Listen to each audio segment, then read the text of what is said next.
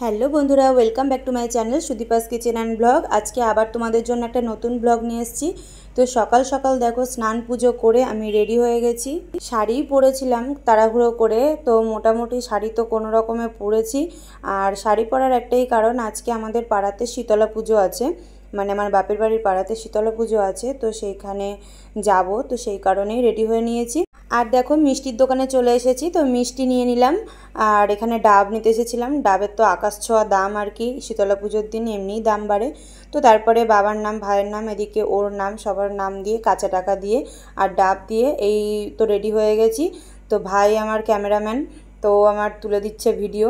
তো আমার যেহেতু দু হাত জোড়া, আর তা আমাদের বাড়ি থেকে একটুখানি কালীতলার মন্দির, আর ওখানে একটা নতুন সুন্দর করে মন্দির করেছে শীতলা পুজোর জন্যই আর কি, ভীষণ সুন্দর। আমি এই প্রথম গেলাম আর কি, তো ভীষণ ভালো লাগলো দেখে।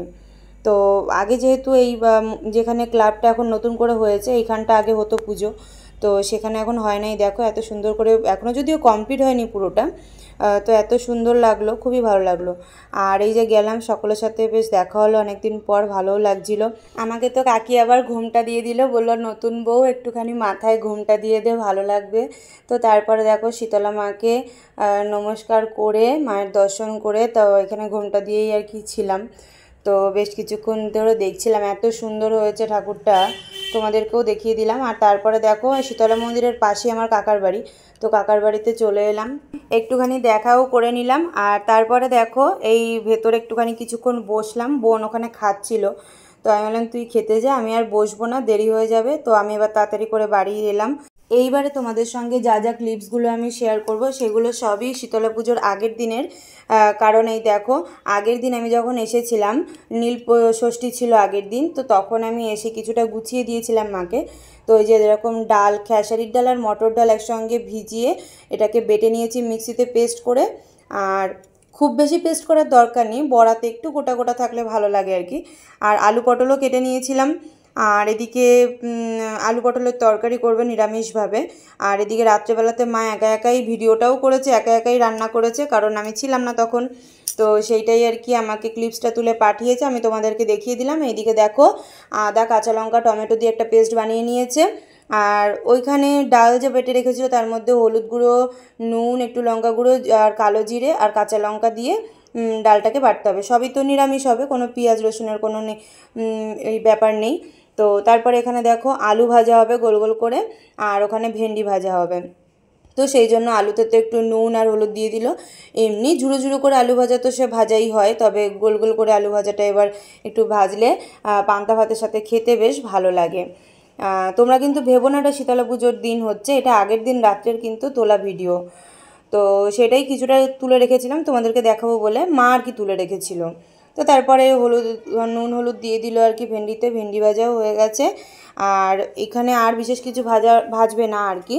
আর প্রতিবার আমাদের কি করে জানো তো, মটর ডাল করা হয়, যেরকম সজনে ডাঁটা দিয়ে ডাল করা হয়, কিংবা এঁচোড় দিয়ে বড় বড় করে পিস করে একটা অন্যরকম একটা ডাল হয়। তো প্রতিবার যেহেতু করা হয়, তো সেই জন্য মা বললো এবার আর করবো না, এবার একটু নিরামিষভাবে পটল আর আলু দিয়ে নিরামিষ একটা শুকনো শুকনো তরকারি করব, যেটা দিয়ে পান্তা ভাত দিয়ে খেতে বেশ ভালো লাগবে। তো সেই জন্য শুকনো লঙ্কা ভেজেও মা তুলে রেখেছিল। আর এদিকে আলু পটলের তরকারিও তো করবে। দেখো সব প্রথমে ফোড়ন দিয়ে দিয়েছে হচ্ছে জিরে, তেজপাতা, শুকনো লঙ্কা। তো জিরে, তেজপাতা, শুকনো লঙ্কা ফোড়নটা একটু বেশ কিছুক্ষণ নাড়াচাড়া করার পরে ওই যে মশলাটা পেস্ট করে রেখেছিল সেটা দিয়ে দিয়েছে। আর আদার্স যে সমস্ত মশলাগুলো লাগে আর কি, সেগুলোও দিয়েছে। আর সামান্য একটুখানি চিনি দিয়ে ভালো করে কষিয়ে নিয়েছে।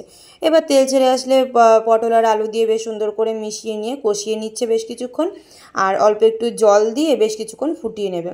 এটা খেতে সত্যিই ভালো লাগে। সবসময় একঘেয়ে জিনিস থেকে বেরিয়ে একটু নতুনত্বভাবে খেলেও কিন্তু খুবই ভালো লাগে। তো এদিকে দেখো আলু পটলের তরকারি তো রেডি হয়ে গেছে, আর লাস্টে একটুখানি ভাজা মশলাও ছড়িয়ে দিয়েছে। আর এদিকে এবার ডালের বড়াগুলো ভেজে নেবে। ডালের বড়াগুলো যখন সঙ্গে সঙ্গে ভাজে না, খেতে খুব ভালো লাগে, কিন্তু পরের দিন পান্তা ভাতের সঙ্গে খাওয়ার সময় কিন্তু একদম নেতিয়ে যায়, খুব একটা ভালো লাগে না। তো ওই জন্য, আর এতে তো কোনো পেঁয়াজ এগুলো তো দেয় না, তো এই জন্য সঙ্গে সঙ্গে খুবই ভালো লাগে গরম গরম আর কি, পরে একটু যেন কেমন হয়ে যায়। তো যাই হোক, ডালের বড়া তো ভাজা হয়ে গেছে। আর আমি তো তোমাদেরকে একটা ভিডিওতে শেয়ার করেছি, আমি তো বাড়িতে করেছিলাম পটল ভাজা, আলু ভাজা আর কাঁকরোল ভাজা আর ভাত। তো মা এদিক থেকে আলু পটলের তরকারি, তারপরে আরও যা যা করেছে বা ডালের বড়া, এগুলো সব পাঠিয়ে দিয়েছিল। তো সকালবেলা তো দেখো ও আর আমি খেতে বসেছি, সকালবেলায় পান্তা খাচ্ছিলাম অল্প কিছু নিয়ে। আর এই সময়তে ভাই এবার এসছে, ভাই এসে দিয়ে গেল আমাদেরকে ওই যেটা বললাম আর কি, আলু পটলের তরকারি, ভাজাগুলো আর হচ্ছে ডালের বড়া। তো সেটা দিয়ে ও তো অফিস যাবে, তার আগে ওই কিছুটা দিয়ে ওকে খেতে দিলাম, আর আমিও কিছুটা খেলাম। আর সাবু মেখেছিল নীল পুজো, সেটাও ছিল, তো সেটা আমি আর খাইনি, তখন ফ্রিজে রেখে দিয়েছি। এবার দুপুরবেলাতে তো চলে এসেছি এই বাড়িতে। দুপুরবেলাতে এসেছি কারণ হচ্ছে এখানে তো শীতলা পুজো ছিল, তোমাদেরকে তো বললামই। তো শীতলা পুজোর সমস্ত কিছু আর কি ঠাকুরের কাছে দিয়ে এসে, তো বাবা বলল যে এখানেই খেয়ে নে, কারণ ও তো চলে গেছে অফিসে, ও আসতে দেরি আছে। তো সেই জন্য, আর এখানে সবথেকে বড় কথা হচ্ছে এখানে শীতলা পুজোর যে কুলো আসে, তো সেটার জন্য মা সব রেডি করে রেখেছে, চাল, আলু, কাঁচা টাকা, সিঁদুর, জল। তো ওরা আসছে, তো আমি শ্বশুর বাড়িটাও দিয়েছি প্লাস বাপের বাড়িটাও এখানে দিয়েছি, তো দু বাড়িটাই। তো শ্বশুর বাড়িটা তো তুলতে পারিনি, ভাই ছিল না সেখানে, তো ভাই আর তুলতে পারেনি। আর এখানেও আমার ঠিক মতো তোলা হয়নি, তবুও মা দিচ্ছিল, সেটা একটুখানি ভাই তুলে দিয়েছে। আর এই এই প্রতি বছর এই দিনটার জন্য অপেক্ষা করে থাকি, এই শীতলা পুজোর কুলো আসলে পরে খুব ভালো লাগে আর কি। আর এইখানে আমার নতুন বিয়ে হয়েছে বলে ওরা সবাই আবার সিঁদুর পুরো মাখামাখি করে দিল আর কি মুখে। তো যাই হোক, তো এইভাবে আর কি শীতলা পুজোর দিনটা কাটালাম। তো তোমাদের এই ছোট্ট মিনি ব্লগটা কেমন লাগলো অবশ্যই আমাকে কমেন্ট বক্সে জানাবে। আরও নতুন নতুন ব্লগ দেখার জন্য আমার পেজটিকে ফলো করে রেখো, আর নতুন নতুন ভিডিও দেখার জন্য চ্যানেলটিকে সাবস্ক্রাইব করে রেখো। এরপরে শীতলা পুজোর দিন রাত্রেবেলাতেই চড়ক মেলা ছিল, তো চড়ক মেলায় তো যাবো, তো সেটাও তোমাদের সঙ্গে শেয়ার করব। আর দেখো ভাই একটু লস্যি নিয়ে এসেছিলো, ঠান্ডার মধ্যে একটু লস্যি, ঠান্ডা ঠান্ডা লস্যি খেলাম। আর বাবা নিয়ে এসেছিলো সোনপাপড়ি, তো সোনপাপড়িও তো খেয়ে নিলাম। আর সোনপাপড়ি খেতে আমার ভীষণ ভালো লাগে আর কি। তো তারপরে বাড়িতে চলে গেলাম, আর রাত্রেবেলা ওর এক জায়গায় নেমন্তন্ন ছিল, তো ওর নেমন্তন্ন ছিল বলে আমার জন্য আবার এই খাবারটাও পাঠিয়ে দিয়েছিল, দুটো যে ফিশ যে স্প্রিং রোলগুলো হয়, তো সেই স্প্রিং রোলগুলো আমাকে আমার জন্যই আর কি পাঠিয়েছিল, যেহেতু ওর নেমন্তন্ন আছে। তো যাই হোক, আমার তো ভালোই হলো, তবুও আমি দুটো খাইনি, একটা খেয়েছিলাম আর একটা ওর জন্যই রেখে দিয়েছিলাম। তো যাই হোক, এইভাবে আমি আজকে আমার ব্লগটা শেষ করছি। তোমাদের ভালো লাগলে অবশ্যই একটি লাইক করে দিও।